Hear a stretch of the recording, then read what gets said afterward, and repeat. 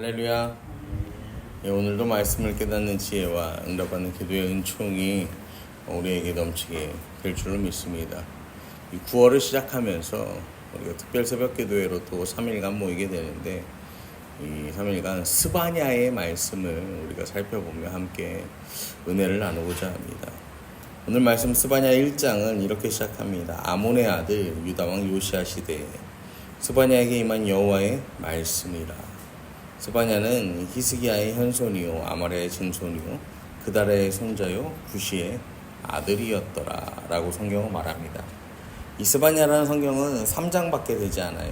분량은 굉장히 짧은데 이 굉장히 풍성한 내용을 담고 있는 책이 스바냐라는 책인데, 스바냐의 이름은 여호와께서 감추신다 라는 뜻입니다. 이름은 감추신다 라는 뜻을 갖고 있는데, 하나님께서 굉장히 많이 보여주시죠. 자기 계시를 엄청나게 하세요. 이 스바냐 성경 속에는 하나님의 진멸하심도 담겨 있고요, 또 돌이키시는 하나님의 은혜도 담겨 있고, 그 다음에 이 땅의 남은 자들을 구원하시는, 그리고 그들을 너무나 사랑해서 하나님 부르는 노래도 나오죠.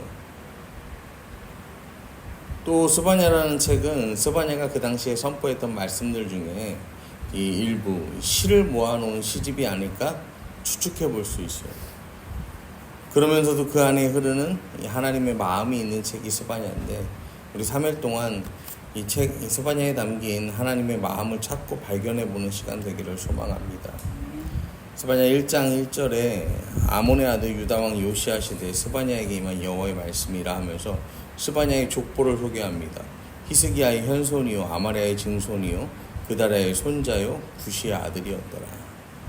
여러분, 족보가요 이 성경에서 굉장히 중요한 역할을 감당하긴 하는데, 이렇게까지 자세하게 이 족보가요 막 소개가 됩니다. 선지자 중에서는 이렇게 족보가 자세하게 소개된 선지자는 없어요. 왜냐면은 이 선지자를 그렇게까지 자세하게 소개할 필요 없는 이유가 뭐냐면은, 이 선지자가 중요합니까? 선지자가 전하는 하나님의 말씀이 중요합니까? 선지자가 전하는 하나님 말씀이 중요하니까. 그래서 이 선지서들을 우리가 좀 몇 권들을 보면은, 선지서 아예 가족이 기록되지 않은 선지서는 8권이에요. 그 다음에 아버지 이름만 기록된 선지서는 5권이에요. 그러니까 이 스바냐는요 거기에 비해서 5대조 할아버지까지 올라가는 거야. 왜 스바냐가 많은 조상을 이렇게 언급했을지 이제 성경을 보다 보면 우리가 이해할 수 있는데요. 2절에서 여호와께서 이르시되 내가 땅 위에 모든 것을 진멸하리라.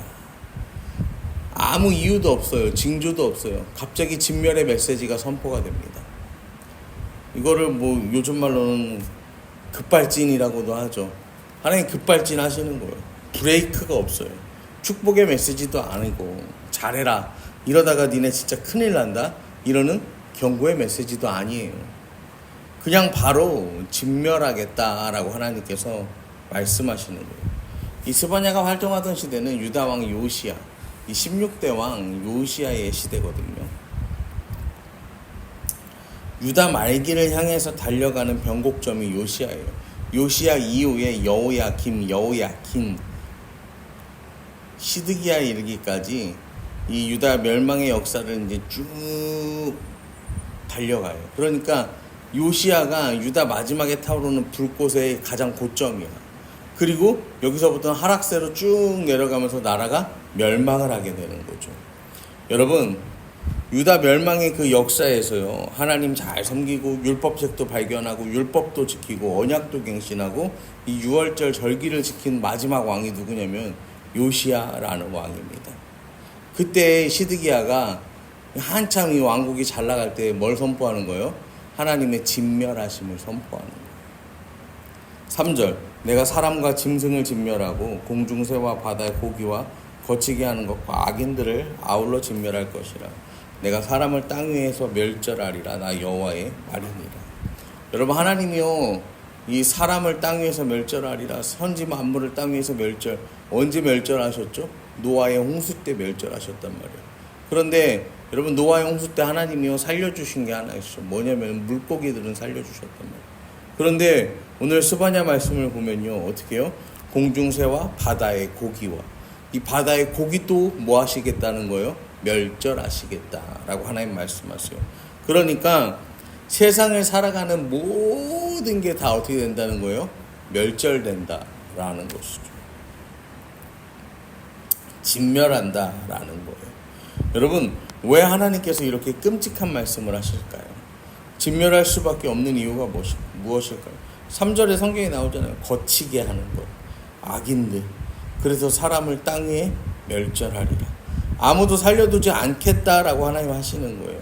아무것도 없는 태초의 상태로 돌아가겠다는 말씀이 그 하나님 말씀이요, 3절 말씀이에요. 여러분, 지금 요시야잖아요. 요시야 위에 이제 이 히스기야까지 이제 또 올라가잖아요. 히스기야까지 올라가면 히스기야 이전에는요, 이 하나님의 역사하심이요, 하나님의 눈이요, 우리가 성경을 볼 때 어디를 보냐면요, 북이스라엘을 봐야 돼요. 근데 이 북이스라엘로 올라가면 그때가 이제 호세아 왕에 멸망하는데, 여기에 이제 이 호세아 이전의 시대에 누가 있냐면 아합이 있어요. 아합이 죽은 다음에 어떤 선지자가 등장해요? 엘리사라는 선지자가 등장을 하거든요. 아합이 죽은 다음에 엘리사라는 선지자가 등장하는데, 엘리사가 어떻게 등장합니까? 엘리야의 승천 이후에 등장하는데, 문제는 엘리야가 승천할 때 어떻게 승천해요?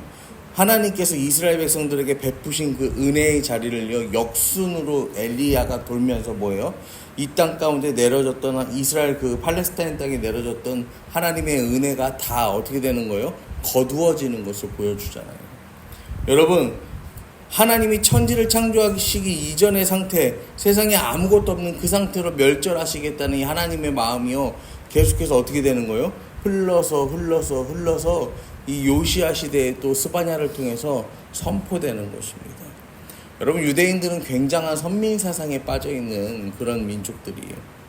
그래서요, 유대인들은요, 뭐 지금도 마찬가지지만 하나님께서 자기 자신들을 위해서 존재하신다고 믿습니다. 자기 자신들을 위해서 일하신다고 생각해요. 그래서 자기들을 제외한 이방인들은 다 지옥의 불쏘시개라고 생각해요. 여러분, 그게 유대인 사상인데, 여러분, 하나님께서요, 우리를 사랑하세요. 그리고 우리의 편이 되어주시고 우리와 함께 하세요. 그런데 하나님께서요, 당연히 우리를 사랑하고 당연히 내 편이 되어주고 당연히 나와 함께 하시는 분은 아니다라는 거예요. 우리가 신앙생활 하면서요, 흔히 하는 착각이 뭐냐면요, 내가 하나님 보시기에 내가 바로 살지도 않고 하나님의 기쁨이 되는 삶을 살지도 않고 그냥 내 만족과 내 유익 이거를 구하면서요, 그냥 신앙생활도 대충 하는데, 하나님께서 그럼에도 불구하고 나를 위해서 무엇을 해주실 것이다 라는 막연한 기대를 가지고 살아간다라는 거예요. 여러분, 하나님은 나를 위해 존재하시는 분이 아닙니다. 나를 위해 일하시고 나를 돕기 위해 존재하시고 나를 지키시고 나를 보호만 하시는 분이 아니에요. 그렇게 신앙생활의 기준이 내가 돼버리면요, 심각한 신앙적 오류에 빠지게 됩니다. 여러분, 나를 위해서 하나님을 믿는 게 아니에요. 하나님께서 이 세상 천지 만물을 다스리시는 진짜 왕이심을 믿고 진짜 통치자임을 인정하고 살아가는 삶의 자세가 우리에게 가장 중요하다라는 거예요. 하나님은 누군가를 위해 존재하시는 분이 아닙니다. 창조도 하시고 진멸도 하시는 하나님이에요. 그러니까 하나님의 뜻에, 하나님의 창조의 원리, 그 섭리에 어긋나면 뭐 하신다는 거예요? 하나님은 모든 것을 처음으로 다 되돌리고 새롭게 시작하실 수 있는 분이다라는 사실을 우리는 잊지 말아야 한다라는 거예요. 여러분, 우린 대리통치자예요. 하나님께서 우리에게 맡겨주신 사명을 감당하는 청직이에요. 내가 주인이 되면 안 되는 거예요. 우리 삶에 있어서, 신앙에 있어서 내가 주인이 되면 안 되는 거예요. 4절을 보면 내가 유다와 예루살렘 모든 주민들 위해 손을 펴서 남아있는 바알을 그곳에서 멸절하며 그마림이란 이름과 및 그 제사장들을 아울러 멸절하며, 요시야가 막 종교개혁을 일으키는 그 상황 속에서도 바알이 남아있어요. 그마림이라 하는 바알의 제사장들이 남아있습니다. 또 5절에서는 지붕에서 하늘의 무별 에게 경배하는 자들 1월 성신을 섬기는 거죠. 그 다음에 여호와께 맹세하면서 말감을 가리켜 맹세하는 자. 말감은 암몬의 신 밀곰을 말하는 거예요. 그러니까 지금 하나님도 좋고 우상도 좋고 하나님도 좋고 세상도 좋고 하나님과 다른 것, 이 세상의 그 우상을요 같은 레벨로 놓고 동등하게 놓고 지금 뭐 하고 있는 거예요? 이스라엘 백성들이 섬기고 있는 거예요. 그리고 6절에 여호와를 배반하고 따르지 아니한 자들과 여호와를 찾지도 아니하며 구하지도 아니한 자들을 멸절하리라 라고 하나님 말씀하셔요. 우상 숭배하는 자들 멸절하고 하나님을 찾지도 구하지도 않은 자들, 하나님께 관심이 없는 자들도 뭐 하신대요? 멸절한다라고 하나님 말씀하세요. 왜 이렇게 말씀하시냐면 다시 1절로 돌아가 보면요, 이 스바냐의 족보에 대해서 자세하게 소개해야 하잖아요. 스바냐는 유다 13대 왕 히스기야의 후손입니다.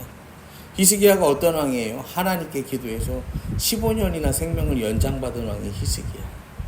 그런데 이 히스기야의 아들이 어때요? 악합니다. 그리고 그 손자도 어때요? 악하다라는 거예요. 그런데 그 악한 아들, 악한 손자 아래에서 태어난 16대 왕 요시아가 어떻다는 거예요? 이 20살에는 종교 개혁을 이루고 26살에는 성전을 보수합니다. 8살에 왕이 되고 20살에 종교개혁, 26세 성전을 보수하면서 여기서 율법책을 발견하고 절기를 지키는 거예요. 스바냐와 요시아는 이 조카뻘 되는 관계인 거예요. 여러분, 8살에 왕이 된 요시아한테 스바냐가 뭘 전한 거예요? 진멸하시는 하나님에 대한 메시지를 전하는 거예요. 요시아가 바로 설 수 있도록 하나님이 어떤 분이신지 분명하게 전했던 것이죠. 여러분, 하나님은 진멸하실 수도 있는 하나님, 온 세상의 통치자. 하나님은 창조만 하시는 게 아니라 진멸도 하신다. 그 세상의 진짜 주인, 진짜 왕이 하나님이시다. 그걸 일러주는 거예요. 여러분, 다윗은 이 사실을 분명하게 깨닫고 정말 하나님 앞에서 자기가 대리 통치자로서 살아갑니다. 그리고 하나님은 그렇게 살아가는 다윗의 모습을 어때요? 기뻐하시면서요. 이 다윗이야말로 정말 내 마음에 합한 모델이다 라는 것을요, 이스라엘에게, 이 신앙생활하며 살아가는 우리에게 말씀하시는 거죠. 여러분, 요시아도요, 이 스바냐가 전하는 그 말씀을 듣고요, 아, 다윗의 길을 따르는 왕이 된 거예요. 내가 왕이 아니요, 내가 주인이 아니라, 아, 나는 대리 통치자구나. 정말로 우리 아버지가, 우리 할아버지가 그렇게 여로보암의 길, 아합의 길을 걸어가면서 이 하나님을 진노케 하고 멸망의 길로 갔음을 깨닫고, 아, 그게 아니구나. 우리 히스기야 할아버지처럼, 우리 다윗 할아버지처럼 내가 그렇게 살아야겠구나. 여러분, 그 사실을 분명하게 깨닫는 왕이 될 수 있었던 것입니다. 여러분, 오늘도 우리가 말씀을 붙잡고 함께 기도하실 때요, 하나님께서 우리 삶의 진정한 주인 되심을 먼저 고백하기 원합니다. 하나님께서, 온 땅의 주인 되신 하나님께서 이 세상을 통치하심을 인정하고 나는 하나님 말씀 맡은 자로서, 그 인생으로서 사명을 감당하는 자로 이 세상 살아가기를 결단하는 저와 여러분 되기를 이 시간 간절히 축원합니다.